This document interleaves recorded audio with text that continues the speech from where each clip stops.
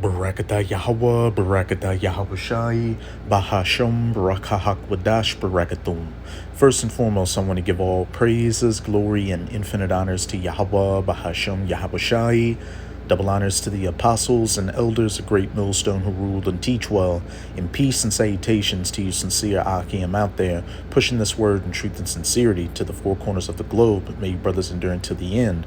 Shabbat Shalom. This is the brother Ra'aya coming at you with another lesson. And I'm going to start it off with an article from Newsweek.com titled, Iran Sends New Warning, War with the United States. And hey, there will be an Iranian-U.S. war, an Israeli-Iranian war, NATO-Iranian war, which is, going to drag in on the side of Iran, Russia, and China, just a war in the so-called Middle East, which is really Western Asia. And this is in biblical prophecy in Joel chapter 3, the battle in the valley of Jehoshaphat, the war of Armageddon. And, over the last couple of weeks, rhetoric has been heating up again on the possibility of new Israeli-U.S. strikes on Iran. And, back in June, you had the 12-day war, which saw the first ever direct U.S. strikes on Iran. And, things cooled down back then. But, again, they're starting to heat up again. But, this battle will not truly commence until the MARKOFTHEBEAST in Revelation 13 verses 16 to 18, which is the RFID, / NFC micro C-hip implant is mandatorily implemented, which, looking in the news dealing with that's right around the corner as well. The UK the other day announced mandatory digital IDs. Switzerland did the same, and best believe it's coming to the United States of America as well. And I believe Russia just launched one of their digital ID programs too. And the next step is going to be that C-hip. And then, shortly after that, the War of Armageddon. But let's get into this article. Iran issued a stark warning Sunday that a single Israeli strike could trigger a full-scale war involving the United States, raising fears of another major Middle East confrontation just months after June's 12-day clash. The moment Israel starts a war, we will also enter a war with the United States, said Major General Mohsen Rezai, former commander of Iran's Revolutionary Guard Corps, signaling Tehran's readiness to retaliate against both Israel and its allies. And the Iranians know that if they go to a direct war against, Israel, that's a direct war against the United States of America, because America is the lapdog to the state of Israel, which I'm going to come back to this precept again later, but this is Jeremiah 49, verse 20.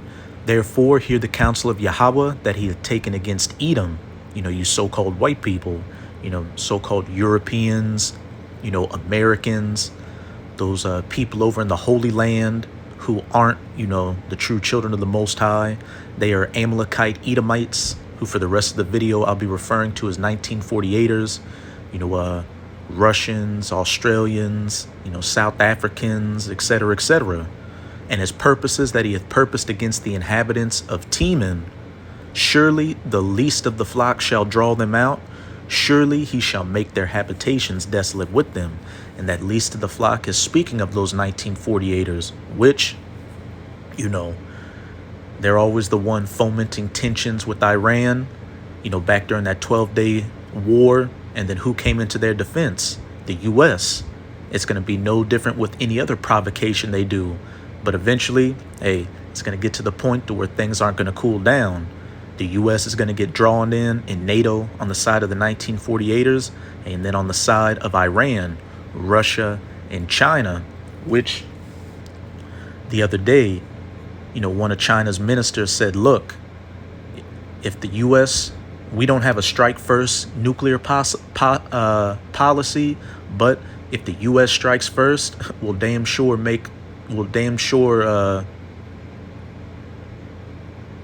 we'll make sure, I got a little tongue-tied, that they won't be able to do a second strike, because, hey, we're going to knock them out. We've got the DF-61, which is a missile that contains 60 warheads plus one hydrogen, bomb. So everybody's getting on that war footing. Now I'm going to go to Joel chapter 2, verse 20. But I will remove far off from you the Northern Army, the North American Army, the United States military, all branches, and drive him into a land barren and desolate, like a desert, Western Asia, with his face toward the east sea and his hinder part toward the utmost sea. And his stink shall come up, and his ill savor shall come up, because he hath done great things. There's going to be a great slaughter of U.S. military personnel, as well as, these other heathens as militaries in the Valley of Jehoshaphat. And when we go to a map of the Middle East, you got Saudi Arabia, which is going to be the main, staging ground. And every war that the U.S. has launched in the Middle East has been from Saudi Arabia. So you've got Saudi Arabia there. And what did it say? With his face toward the East Sea. To the east, you've got the Persian Gulf, and above that, Iran. And to the northeast, you have the Tigris and Euphrates rivers in Iraq, which the U.S. has a military presence there. And his hindermost part toward the utmost sea, or behind him, the Red Sea, which, over the last year or so, the U.S. Navy has been engaged with those Houthi Yemeni rebels in the Red Sea.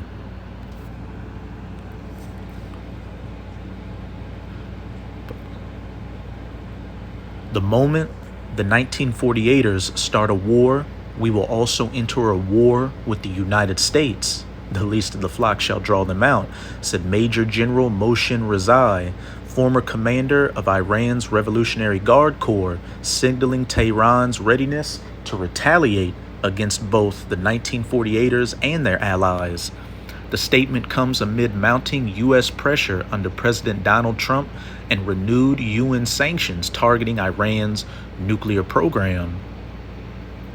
A confrontation between Iran and the 1948ers, potentially, though inevitably, drawing in the U.S., would escalate tensions in an already volatile region with direct implications for global security and energy markets.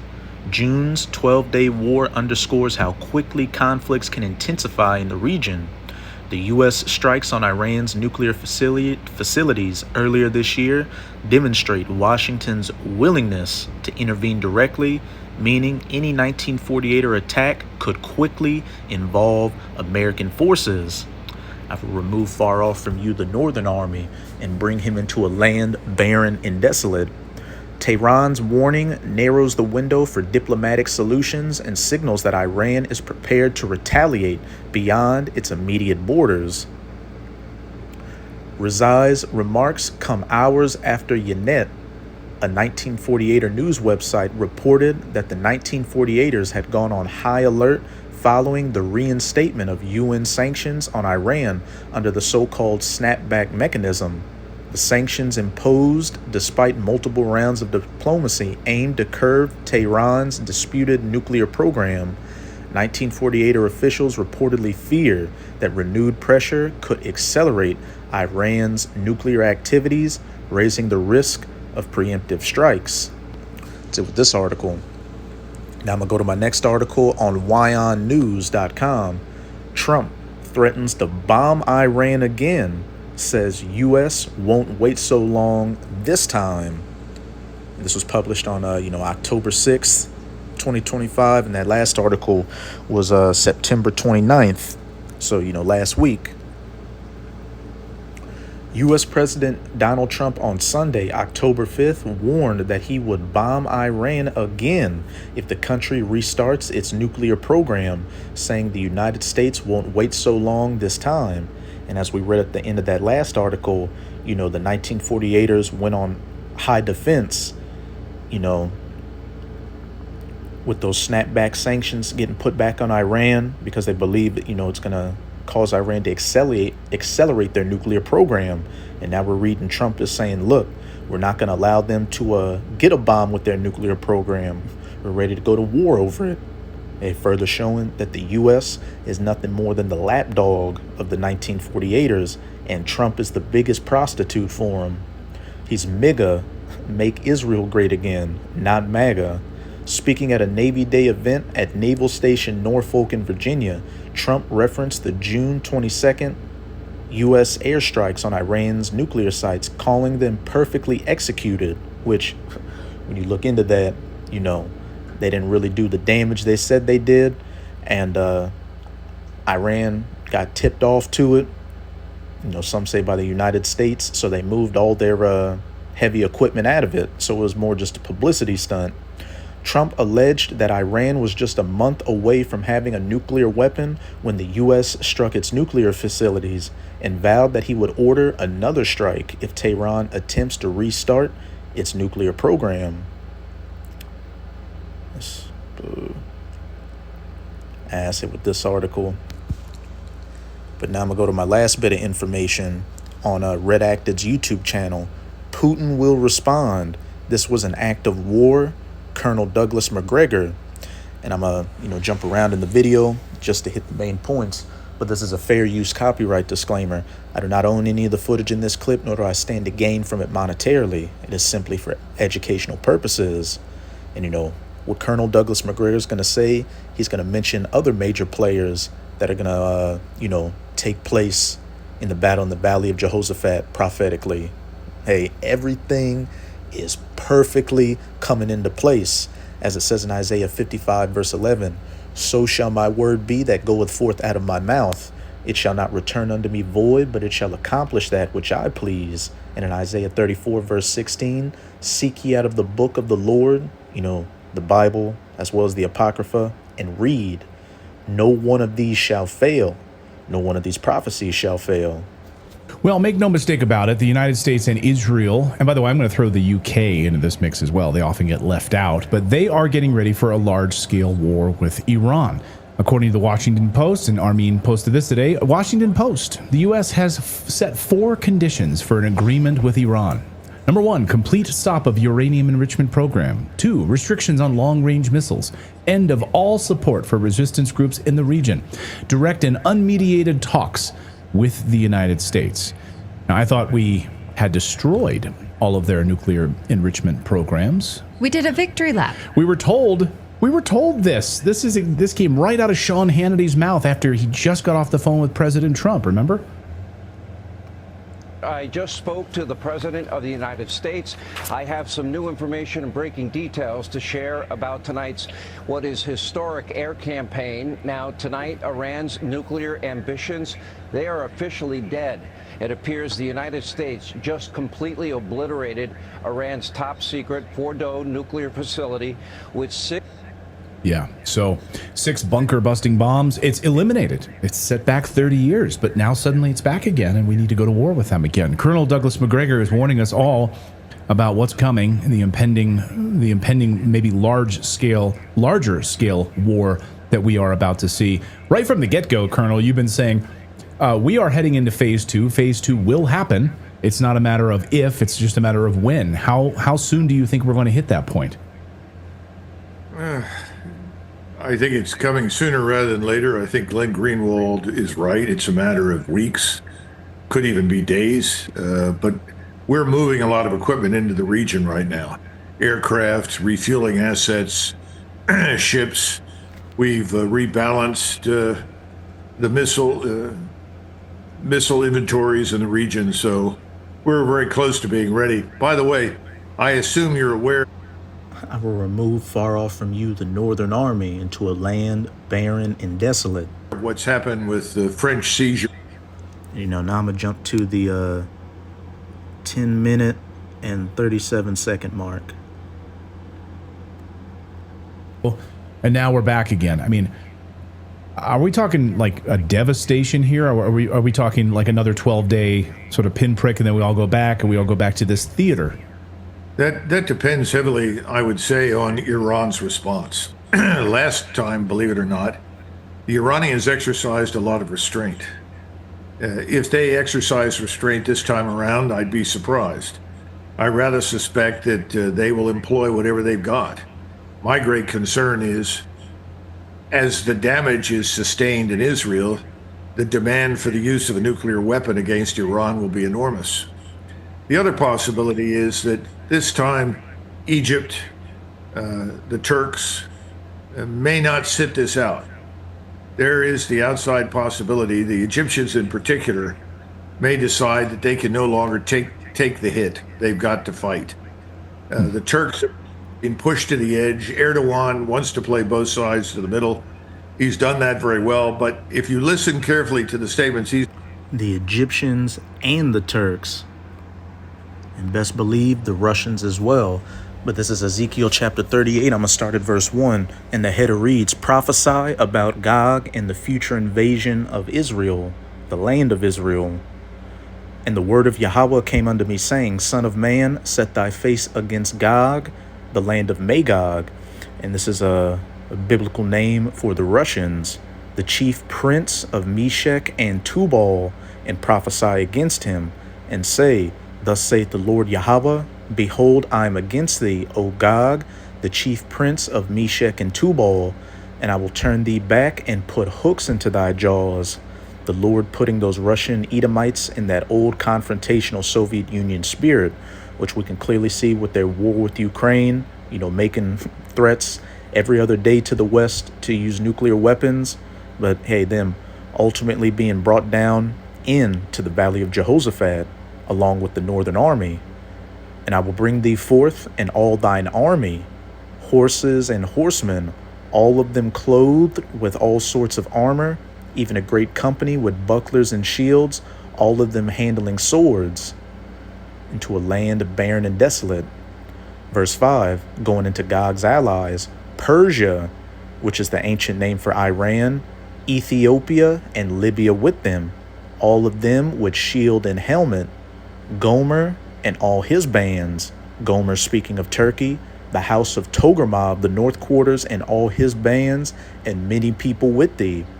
Be thou prepared, and prepare for thyself, thou and all thy company, including Iran, Turkey, that are assembled unto thee, and be thou a guard unto them.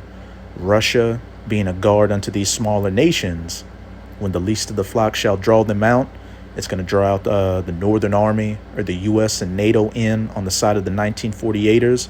But on the side of Iran, it's going to draw out Gog, Gomer, other nations in on the side of Iran to be thou a guard unto them. After many days thou shalt be visited. In the latter years thou shalt come into the land that is brought back from the sword and is gathered out of many people against the mountains of Israel, the land of Israel, which have been always waste. It's a desert right now over there because the true people aren't over in the land. Those 1948ers have to have, supplies shipped into them. But it is brought forth out of the nations, and they shall dwell safely, all of them. And real quick, just like Revelation 20 jumps to the past and then back to the present, this verse jumps to the future real quick, and then in verse 9 jumps back.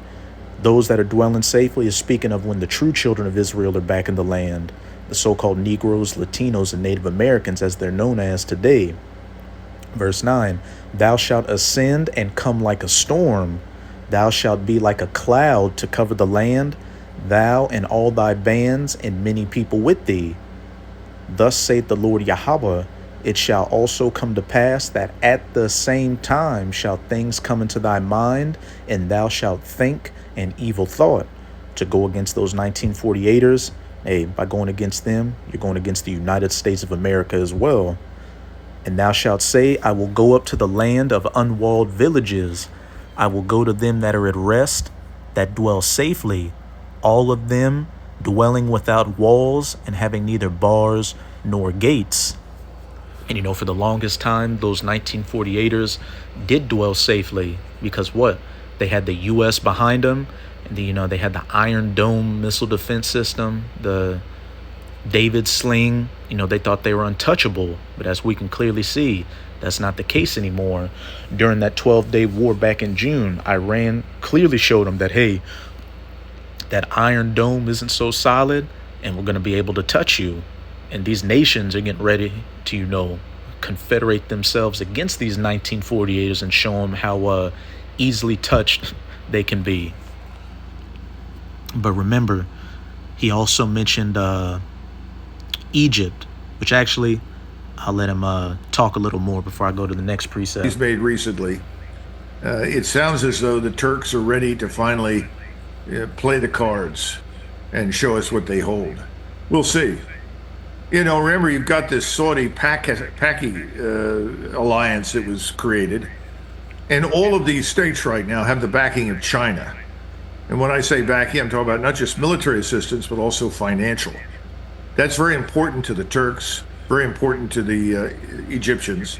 And of course, the Saudis and the Pakis are very interested in that financial backing as well.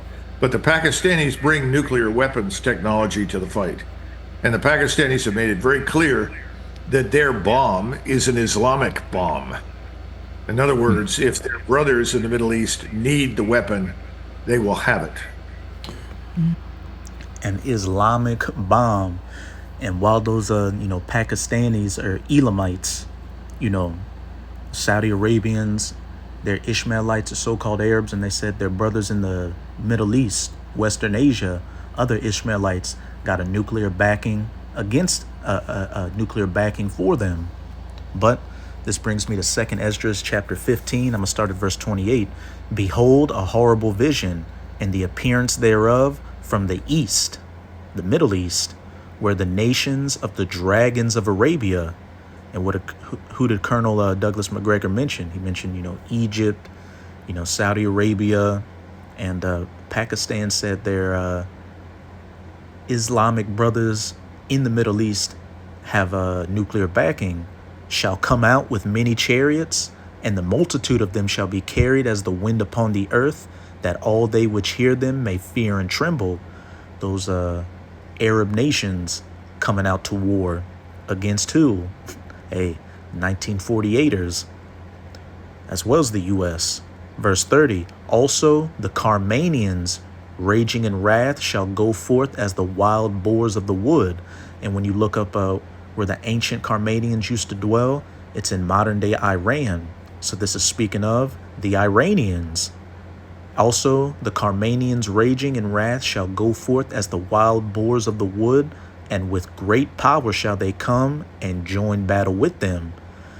The Iranians get together, with these different Arab nations, and they shall waste a portion of the land of the Assyrians. And that's twofold. On the one hand, the land of the Assyrians is talking about the Holy Land where the 1948ers dwell, because during the Neo-Assyrian Empire, a portion of the Holy Land, where the northern kingdom dwelt, was occupied by the Assyrians. So what? Going back to Ezekiel 38, Gog and the company assembled unto them, Iran, Turkey, and, these other Arab nations are going to come against the land of Israel and those 1948ers. And a portion of the land of the Assyrians can also go into the United States of America, which throughout the scriptures, one of its spiritual names is Assyria, along with Babylon the Great or Egypt in Revelation 11, verse 8. And they're going to be sleeper cell, theist attacks by these different nations in the United States of America.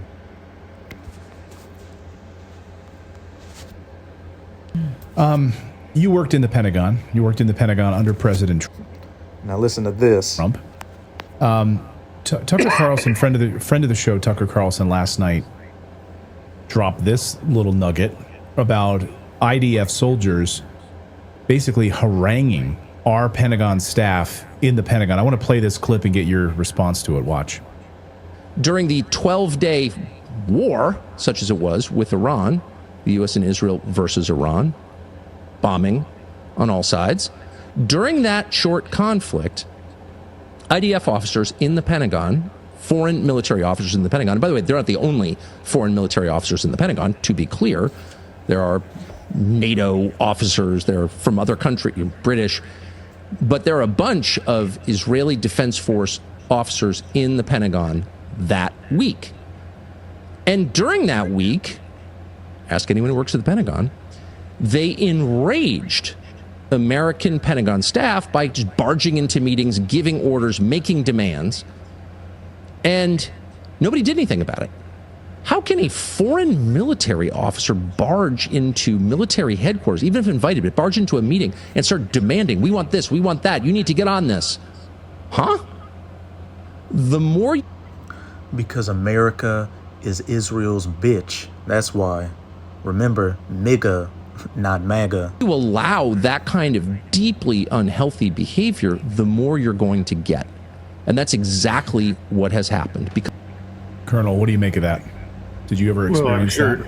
I'm sure it's true. I haven't experienced exactly what he described, but I can tell you that when I was People still don't boss you around. That's why I wouldn't try. But I was still on active duty. I had to take a trip down to the Naval Warfare Center, and people down there were complaining about the access that Israelis had. They were allowed to see everything, go anywhere, do whatever they wanted. And later on, after I got out of the service and I walked through the Joint Staff area, I was surprised to see large numbers of desks with little Israeli flags on them. And this was either an American citizen with Israeli citizenship as well, or perhaps just Israeli enthusiasts in the group. I don't know. I was surprised to see that. I had not seen that in the past. It's very rare that you see a foreign flag in the Pentagon, unless it's a liaison office where you have somebody stationed from Britain or Australia or somewhere else. So I'm afraid he's probably right, and I think it's going to get a lot worse before it gets better because, to be perfectly blunt with you, the Israelis and Mr. Netanyahu are in charge. That's your government. Yeah, 100%. Colonel, The least of the flock shall draw them out. All right. Before we closed out in Joel chapter 3, get this real quick.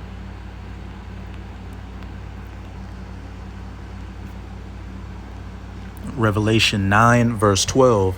One woe or destruction is past, referring to World War I, and behold, there come two woes more hereafter, World War II, which is past, and World War III, which for all intents and purposes, you can say we've been in the beginning stages of, but the final confrontation of it is going to be in Western Asia, the Valley of Jehoshaphat. This is Joel chapter 3 verse 9. Proclaim ye this among the Gentiles, the heathen nations. Prepare war with Iran, World War III, War of Armageddon, and it will go nuclear. Wake up the mighty men. Let all the men of war draw near. Let them come up. And as we saw from that redacted clip, the U.S. is starting to move, military assets into the region and surrounding areas to be able to do renewed strikes on Iran. Beat your plowshares into swords and your pruning hooks into spears. Let the weak say, I am strong. As we also saw in that redacted clip, you got Egypt with their back against the corner to where they're going to have to make a move. And, Turkey and Pakistan, which are strong nations, but, compared to the United States of America, they would be seen as weaker. Pakistan said that their their Islamic brothers in the Middle East have nuclear bombs at their disposal. So everybody isn't scared of the big bad bully in the West anymore, the U.S., and they're getting ready to, clash. Verse 11, assemble yourselves and come, all ye heathen, the U.S., State of Israel, Iran, Russia, China, Turkey, NATO, and gather yourselves together round about. Thither cause thy mighty ones to come down, O Yahweh. And those mighty ones are the death angels holding back this great destruction, waiting to get the go-ahead to fully release it, which, like I said earlier in the lesson, is going to happen after the MOTB in Revelation 13 verses 16 to 18 is mandatorily implemented. Let the heathen be wakened and come up to the Valley of Jehoshaphat, which in the Hebrew is Yahweh Shaphat, or Yahweh's judgment. For there will I sit to judge all the heathen round about. And when you go to the first couple of verses in this chapter, you'll see that the Lord is ultimately gathering these nations down there to judge them for afflicting the apple of his eye, the true children of Israel.